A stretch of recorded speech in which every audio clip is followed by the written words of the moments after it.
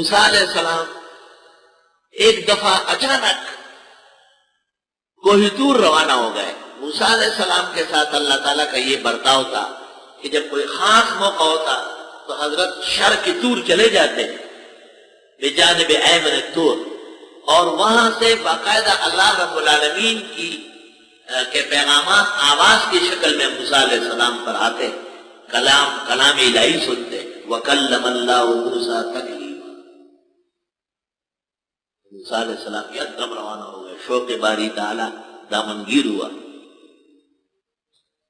جب وہاں پہنچے اور اللہ تعالیٰ کی طرف سے کلام کا نزول ہو رہا تھا تو اس سے پہلے بمقتضائے بشریت خیال آیا کہ یرا راستے سے آ گیا، گھر چلے ہی جاتا، کچھ آٹے کا انتظام کر لیتا، گھر والوں کے لیے کھانے کا چند دن تو لگ جائے. اللہ بزرگ و برتر جو علیم بذات صدور ہے اس کو تو پتا ہے. جیسے ہی موسیٰ علیہ السلام سے کلام شروع ہوا کہ اے موسیٰ، یہ سامنے چٹان ہے، اس کو لاٹھی سے توڑو. موسیٰ علیہ السلام نے لاٹھی سے ضرب لگایا، وہ ٹکڑا ٹکڑا ہو گیا. درمیان میں ایک اور نکلا، کہا اس کو بھی توڑو. اس کو توڑا.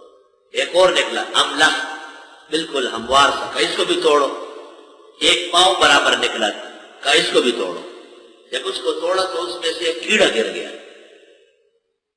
زندہ کیڑا.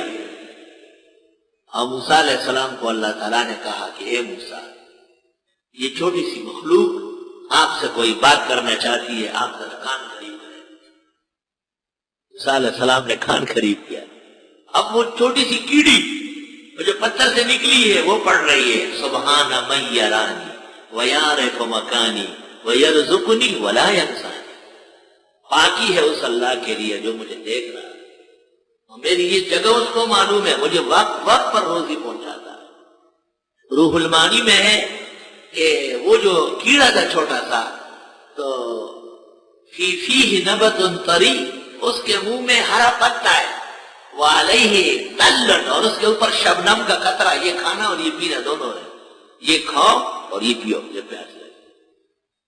سبحان من یرانی ویعرف مکانی ویرزقنی ولا ینسانی.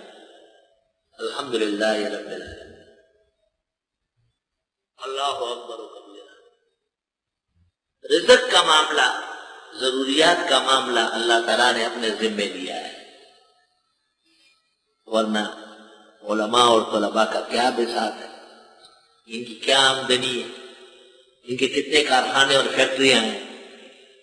لیکن الحمدللہ کائنات کے رزق کا خلاصہ اور عطر وہ ان کو پیش کیا جائے. الحمدللہ لا الہ الا اللہ.